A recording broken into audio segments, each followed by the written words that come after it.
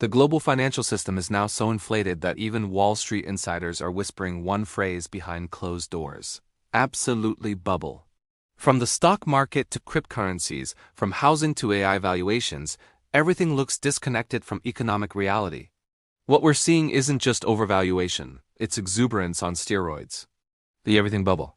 The problem is no longer confined to one asset class. In 2000, it was tech. In 2008, it was housing.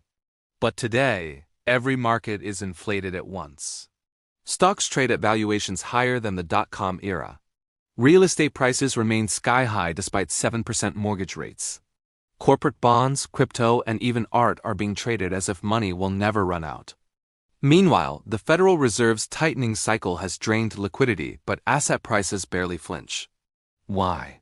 Because the psychology of FOMO, fear of missing out, has replaced rational investing. Everyone knows prices are absurd, yet no one wants to step aside. The result is a self-reinforcing mania until it breaks. The AI frenzy and the new dot-coms. Artificial intelligence was supposed to be the next industrial revolution. Instead, it's becoming the next dot-com bubble. Companies with no viable AI product are adding AI to their names and watching their stock prices soar. Even big players like Nvidia and Microsoft are being valued as if AI will deliver infinite profits. But the math doesn't support it. Most firms building AI infrastructure are spending billions on chips and servers, yet generating minimal revenue.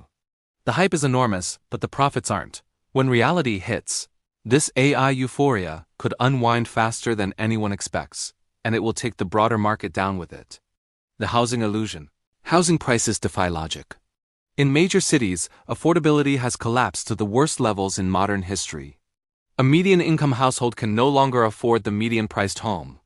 Yet prices refuse to fall because investors and institutions have flooded the market, snapping up properties and driving out ordinary buyers. As unemployment ticks higher and rates stay elevated, cracks are starting to show. Home sales are slowing, new listings are piling up, and regional price drops are spreading quietly. The housing market might not crash overnight, but it's clearly running on fumes. Government and corporate denial. Every bubble needs one ingredient: denial. Officials point to strong GDP growth and low unemployment, ignoring the mountain of household debt, collapsing savings rates, and record-high credit card delinquencies. Corporations are buying back stock instead of innovating, and consumers are maxing out credit just to survive.